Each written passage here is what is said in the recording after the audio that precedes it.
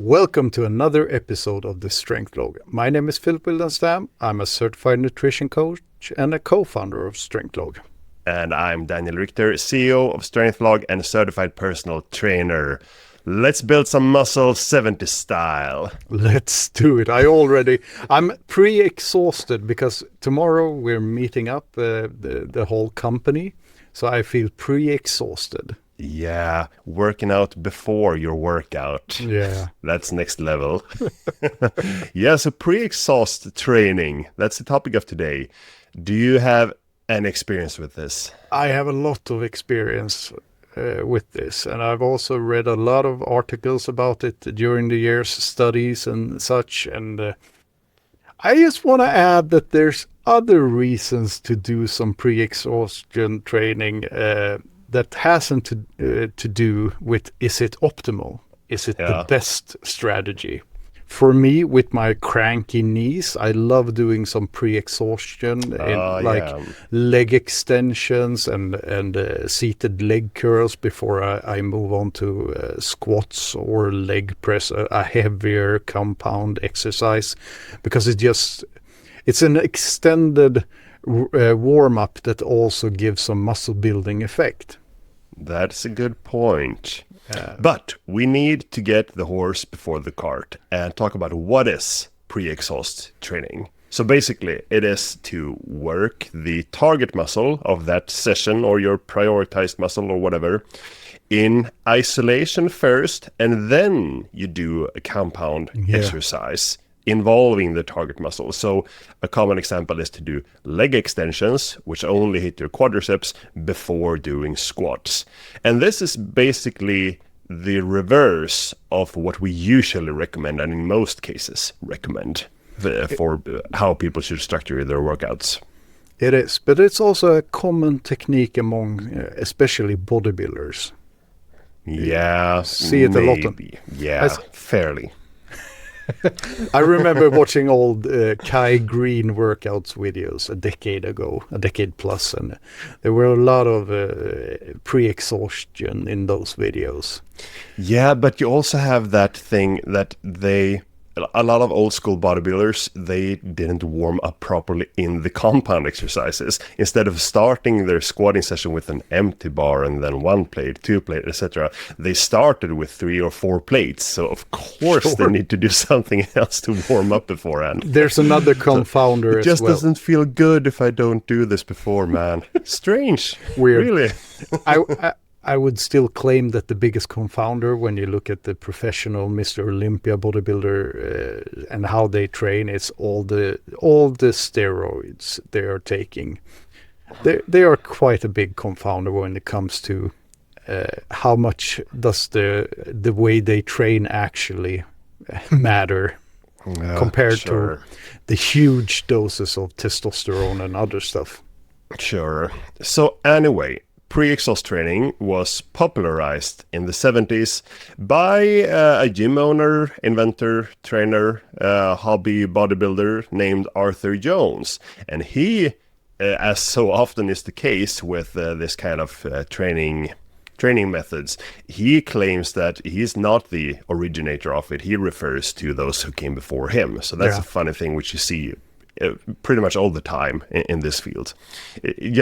It's just like when we write programs that has like 3 sets of 5 or 5 sets of 5, and people think, Mark Ripito invented that, but it predates him like 100 years. Yeah, or 2,000 years. It was reps for Jesus, man.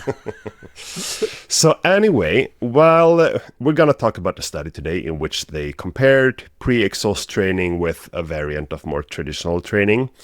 But while researching this, we found an old bulletin post, like a newsletter from Arthur Jones, which I suppose he sent out or put up in his gyms or something, where he explains pre-exhaust training. And I find that to be quite a nice definition of what I suppose the purists would define pre-exhaust training as. This is pretty hardcore. Yeah. Do you want to read it? I can read it. First, Perform one set of about 20 to 30 repetitions of leg presses, but continue until it is literally impossible to move the weight in any position, regardless of the number of repetitions that are momentarily required. Second, instantly follow the leg presses with a set of about 20 thigh extensions, with no rest at all between the leg presses and the thigh extensions, and again continuing the set to a point where additional movement is utterly impossible. Third, then do your squats instantly with no rest at all following the thigh extensions, not even so much as 2 seconds of rest. Yeah. End quote. That's a workout. This is literally, to use his word, impossible. Yeah, because you can't get such small rest times between them. You can't go from a leg extension machine to a squat in less than 2 seconds. That's just bonkers. So, but regarding the overall principle of it, I mean, yeah, this is going to be a very hard workout for especially your quadriceps. It is. And in the bulletin you mentioned, he also says that because the main sticking point in squats, according to him, is the lower back, meaning you're not able to continue doing your repetitions in the squat because your lower back is limiting you. But by pre-exhausting your quadriceps, they are going to be the limiting factor instead, meaning you're actually going to exhaust them fully for once. Yeah. And I think, I'm yeah, not sure. I don't really agree with the low back being the sticking point for most people in the squat. I mean, I would say it's the quads. When I did high rep training, low bar squats, I definitely got a major pump in my lower back, but that was never an issue doing 5s or even 10s. I'm talking about 20 to 30 or even 40 reps. Yeah. So, no, I'm not. Yeah. Anyways, I think we'll circle back to that, but let's soldier on a bit through the points we got to cover here, because before we get into the new study that has come out, there is some previous stuff done on pre-exhaustion, and just to start to like elucidate some of the difficulties when we're thinking about pre-exhaust training is some EMG studies in which you measure the electric muscle activity in the muscles. So for instance, we've seen that if you pre-exhaust your pecs before you do bench presses, you see that the tricep activity increases, which makes sense when you think about it. You exhaust your pecs, so your tricep need to step up and cover the slack. And conversely, if you pre-exhaust the triceps before bench pressing, the pec activity increases. So that kind of at face value says the opposite of what the point is. If you were to only look at the muscle activity, but muscle activity says little about how stimulated the muscle is training wise, because what we're after is muscle fibers that have worked and have strained at high force, so contracted enough times with high force. And high force doesn't have to mean heavy weights. It simply means high force at the fiber level, so it can be training to failure with a lightweight that will also have exposed all the muscle fibers to a high force on the fiber level. So in the today's study, they refer to 2 previous studies that are more long-term, in which the participants follow a long training program, in which they compared pre-exhaust training versus traditional training, meaning just doing the sets and resting in between as people normally do. And they didn't really see any significant difference in muscle growth or strength. Both of these previous studies were with untrained participants, which has benefits and drawbacks. One of the benefits is that you see larger effects overall, which can make it easier to spot differences or spot effects.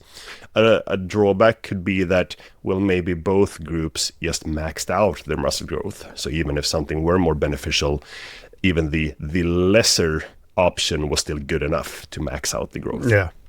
So in today's study, this is the first one, according to them, in which they follow a training program with pre-exhaust training versus traditional training with trained participants that had done at least some strength training beforehand. So for this study, they recruited 48 male and female participants in their 20s who had been lifting 3 times per week for at least 1 year, but the average was a couple of years, if I remember correctly. They were going to follow a training protocol where they trained twice per week for 8 weeks. All of the training was supervised. They were encouraged during their workouts. They adjusted loads throughout the period as they got stronger or if they needed to reduce the weight. And every workout, they did 4 exercises in the same order. First, they did leg extensions, then they did Smith machine squats, then they did seated hamstring curls, and then they did Romanian deadlifts. So, as you might have spotted, they first did an isolation exercise for the quadriceps, and then they did a compound exercise for the quadriceps, then isolation for the hamstring, and then a compound for the hamstrings. 4 sets of around 10 reps to failure of each exercise. So, onto the differences. They divided these people into 2 groups. One traditional group, which did all sets of 1 exercise and rested 2 minutes between each sets. So, 4 sets of leg extensions, 4 sets of squats, 4 sets of hamstring curls, and 4 sets of Romanian deadlifts, resting 2 minutes between each of them. The pre-exhaust group, they did it slightly differently. They did 1 set of the single joint exercise, so leg extension in the first pair, immediately before 1 set of the corresponding multi-joint exercise. So 1 set of leg extensions immediately followed by the squats. And then they repeated that, leg extensions and squats, leg extensions and squats. And they just rested for 2 minutes between each pair, so to say. Yeah. So leg extensions, immediately doing squats, then resting for 2 minutes, and then repeating that. And the same thing with the hamstring curl and the Romanian deadlifts. So this, as you obviously means that they rested less in total, which is typically a bad thing when we're talking about strength training. I mean, it's more time effective, but results-wise. So less rest in total for the pre-exhaust group. They did a bunch of measurements. They checked the muscle thickness before and after the training period using ultrasound. Checked it at 3 different places in their quadriceps and 2 different places in their hamstrings. They measured the participants' body composition using a bioimpedance scale, one of those that sends an electric current through your body. They tested their 1 rep max strength in the Smith machine squat. They tested their muscle power using a vertical jump, the counter movement jump.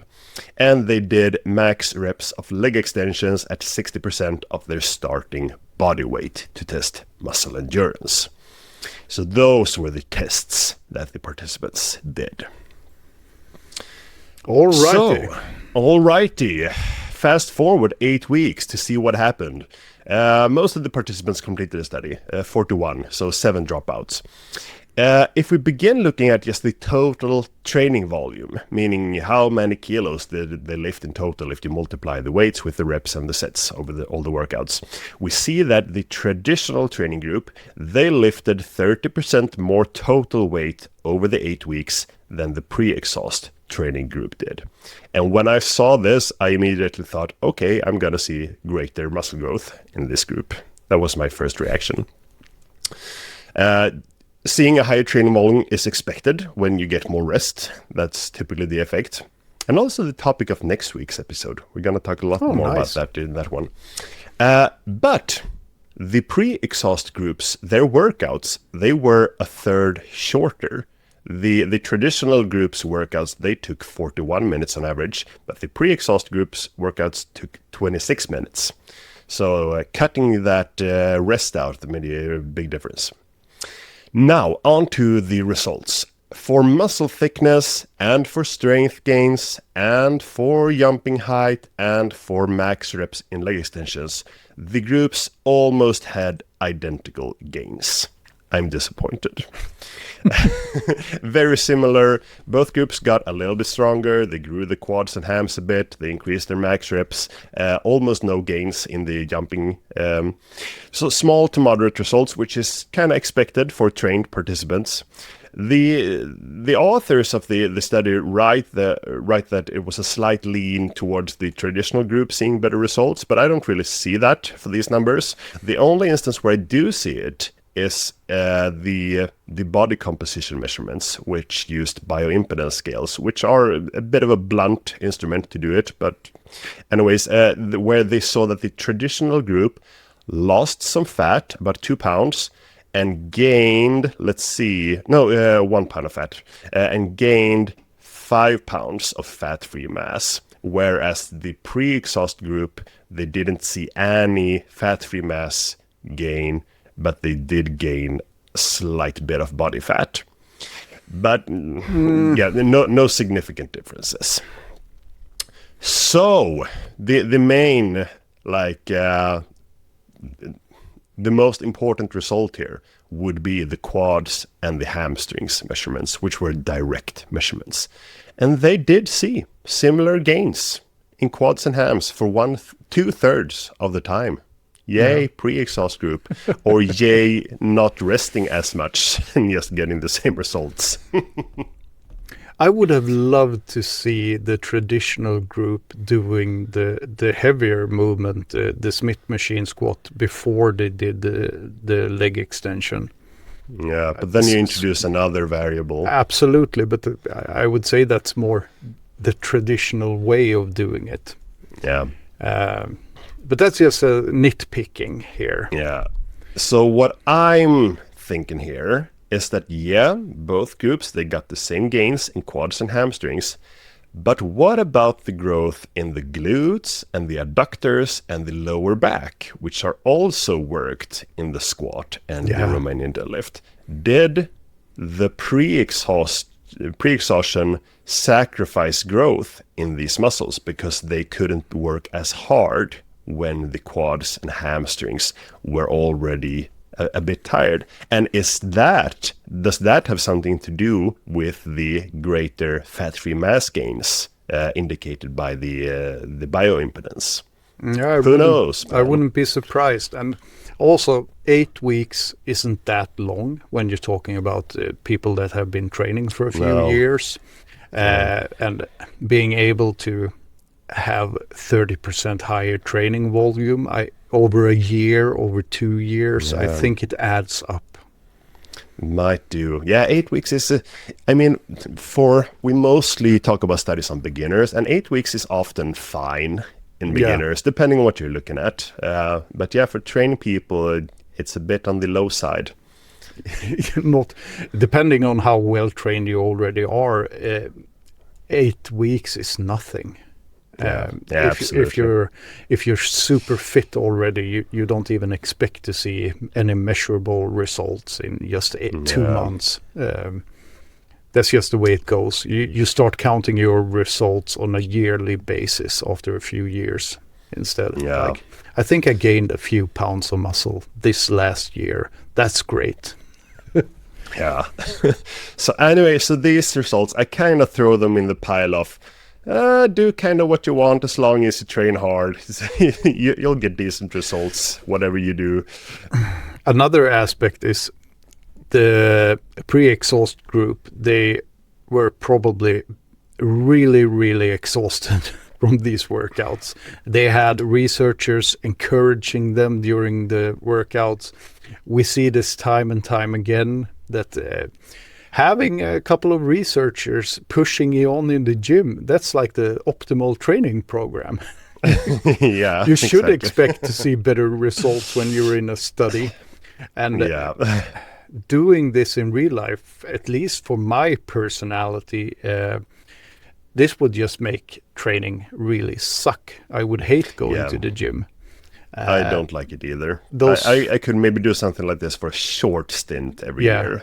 Those 15 minutes saved, they would just make my life in the gym more miserable. Yeah, and I would have to sit in the locker room for an extra 15 minutes to recover anyway. So it's like interval training when we're talking cardio. Yeah, you save time during the workout, but then you're passed out for an hour afterwards. So my suspicions here is that, maybe, as you mentioned, if we do this for a longer time, would that training volume difference materialize in results? What about the glutes, adductors, and lower back?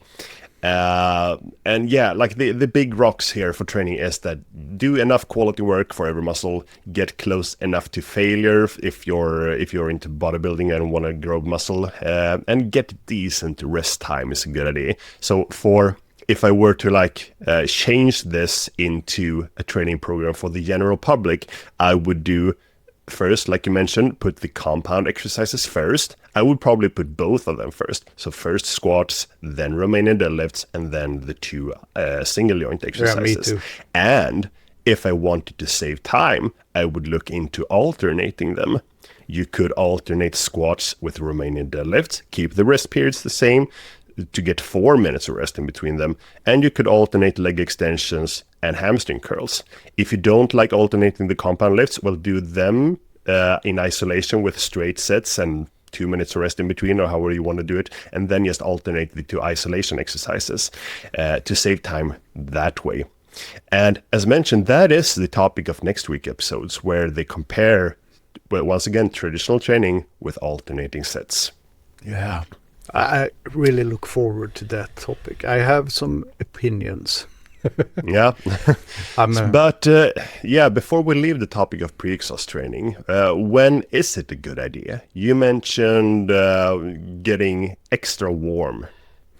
Yeah, that's my main reason today for doing it, and I only do it for my lower body because that's where I have my old man aches and pains. Yeah. And it works well for me in that regard. Yeah.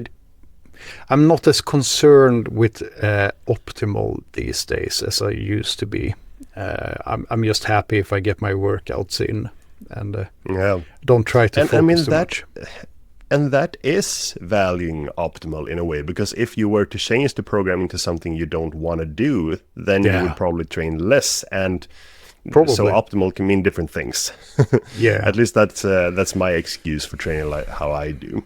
But yeah, we also have another case, which is when you are so strong in the compound lifts that you feel like the injury risk is getting too high. So you want to be more tired when you get to them, so that you don't have to use as heavy weights.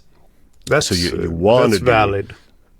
Yeah, instead of having to train squats with 5 plates per side, maybe you can exhaust your leg muscles and just train them with 3 plates instead, and maybe lower the injury risk. Yeah, just 3 plates. Exactly. I'm talking extreme examples here, like super strong bodybuilders, because they are the ones that might need that tactic. The average Joe who squats 1 or 2 plates per side, they probably don't need to worry about this as much. I agree. But I definitely I see examples in real life where it can be useful or just a fun way to train. Yeah. So I don't want to discard pre-exhaustion, even though this was also looking into a superset where you're not training a protagonist and an antagonist, or you're training both. Agonist and antagonist. Protagonist is for stories. Oh. Me and words, never friends. No, but when we talk about superset, you and I, we often recommend having like doing biceps curl followed by tricep push downs or something like that, because you and I think it's more optimal. But I often see people in the gym doing a heavy like barbell curl, and then they do lighter dumbbell hammer curls directly afterwards, and I have a hard time getting the point of that. Yeah, I don't really like it either. Maybe like as a finisher if you're done after that or something. Yeah, but I'm talking the complete workout. Because you and then they rest 90 seconds before they do it again. I just think they are stealing gains from themselves because they are more like cardio bunnies in the gym than actual bodybuilders. Yeah, rest is one of the most important variables that you can use, but you also want to save time and not spend all your free time in the gym. So but as mentioned, we're getting back to that next week, looking into something that is probably more applicable to more people listening to the podcast. So make sure to hit follow to catch that episode. Yeah, and it's been a while since I reminded our listeners that we love reading your comments. You can leave them on the post on our Reddit community. You can leave it in Spotify, Apple Podcast, or wherever you have the opportunity to review and leave a comment. That's highly appreciated. Yeah, we love reading them. And tell us where you're from. That's almost the most fun part.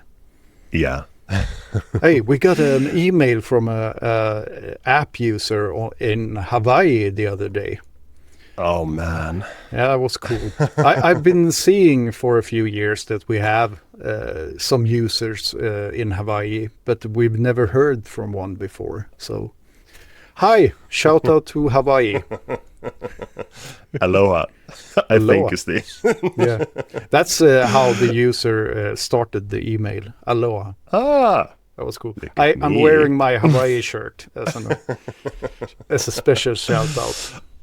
All right. If someone wants to track their training and also track them using supersets, that is one of the features in our app, Strength Log, which is pretty cool. Yeah. With that said, we'll catch you next week. Brain hard, eat well, die anyway.